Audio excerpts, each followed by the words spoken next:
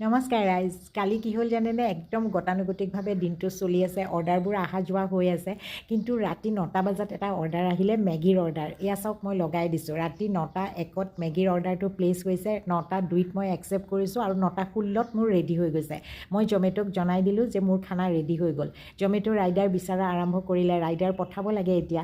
তেওঁলোকেও ৰাইডাৰ চাই আছে, কিন্তু বাহিৰত ধাৰাসাৰ বৰষুণ। তেতিয়া ইমান বৰষুণ দিছে নহয়, মই মনে মনে ভাবিছোঁ আৰু কি যে হ'ব আজি ঠিক নাই, ৰাইডাৰ বা আহিব পাৰেনে নাই।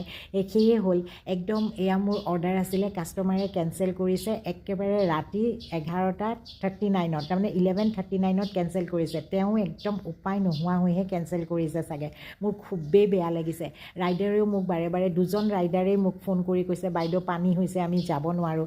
তেতিয়া আৰুতো উপায়ে নাই। এই ৰাতি এনেকৈয়ে মই পেকিং কৰিছিলোঁ, মানে বৰষুণ যে দি আছিল বাহিৰত, সেইকাৰণে মই ভাবিলোঁ কি ভিজিও যাব পাৰে, ডাবুল পেকিং কৰি পেলাই এনেকৈ দিছোঁ। যেতিয়া আৰু কেঞ্চেল হৈ গ'ল তেতিয়াতো উপায় নাই আৰু ঘৰত মোৰ, সেইকাৰণে পেকিংটো এতিয়া মই আপোনালোককো দেখালোঁ। এনেকৈ পেকিং কৰি পঠিয়াইছিলোঁ, এতিয়া খুলিলোঁ। ল'ৰাই ভালেই পালে, সি ক'লে বোলে মামী আমিয়ে খাই দিওঁ আৰু উপায়টো নাই। মই কৈছোঁ হ'ব দিয়া, মই এতিয়া পেকিংটো খুলিছোঁ, আপোনালোকক দেখাওঁ ৰ'বচোন চাব। কিন্তু মোৰ কাষ্টমাৰজনৰ কাৰণে খুবেই বেয়া লাগিছে।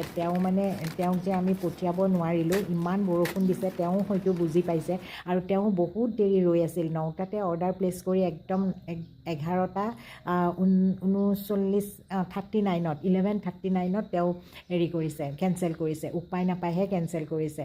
মোৰ তেওঁৰ কাৰণে খুবেই বেয়া লাগিছে। একো নাই বাৰু, পিছত কেতিয়াবা আকৌ অৰ্ডাৰ কৰিব। আৰু এনেকৈয়ে মই ৰেডি কৰি পঠিয়াইছিলোঁ। এয়া দেখিছেনে, এনেকৈয়ে যাব ওলাইছিল। ধন্যবাদ।